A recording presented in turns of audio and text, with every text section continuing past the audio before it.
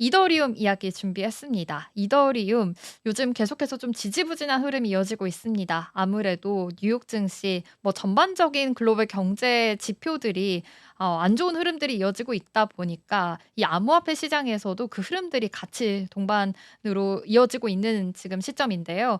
이더리움이 다시 반등할 수 있을까라는 이야기가 나오고 있습니다. 지금 업계에 대해서는 "확장을 멈추고 좀 정체성을 회복해야 되지 않냐."라는 이야기가 나오고 있다고 하는데요. 그거에 대한 자세한 이야기 가지고 왔습니다.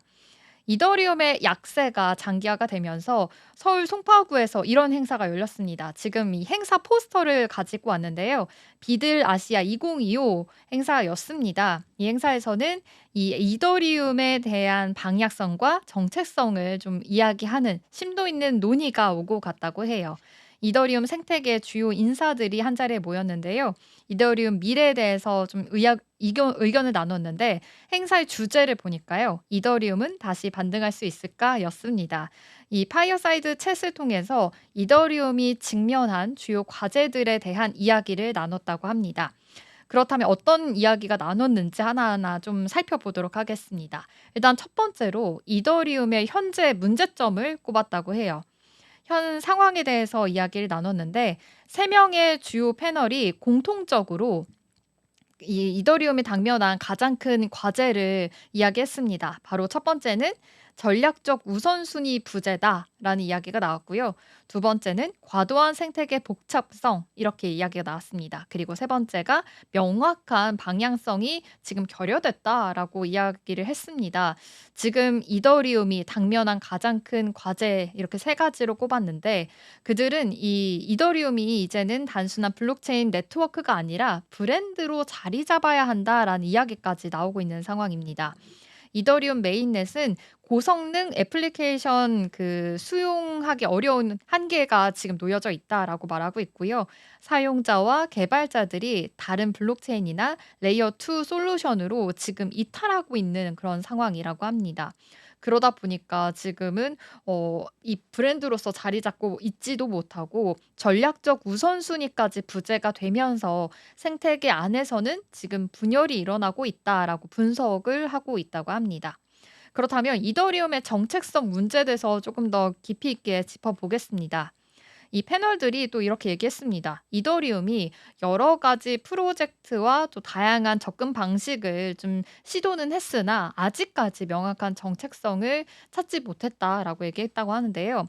예를 들어서 이더리움이 탈중앙화 금융 그리고 대체 불가 토큰 그리고 뭐 다른 블록체인 프로젝트까지 시도를 했지만 그 결과 이더리움은 아직까지도 그거에 대한 정책성이 확립하지 못하고 혼란을 겪고 있는 상황이다라고 판단을 내렸다고 해요.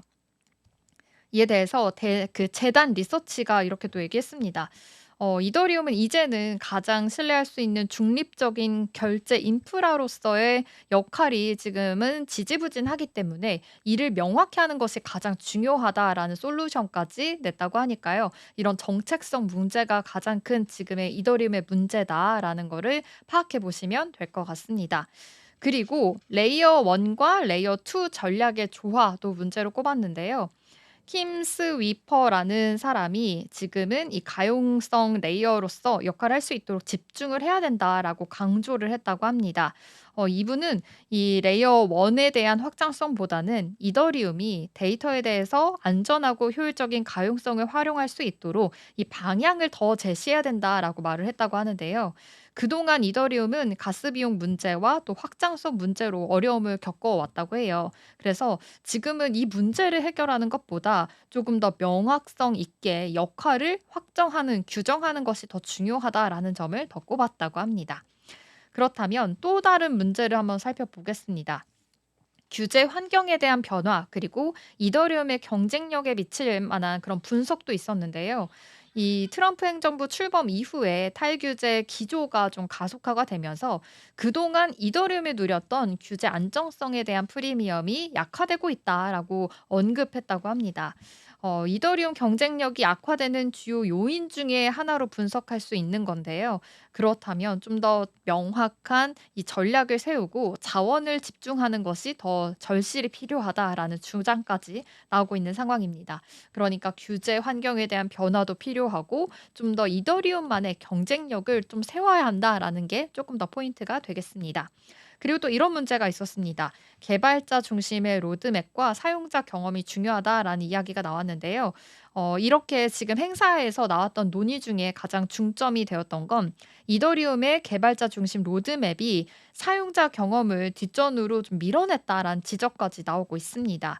이더리움은 너무 많은 것을 하려고 하면서 방향성을 잃은 상태다라는 분석이 나왔는데요.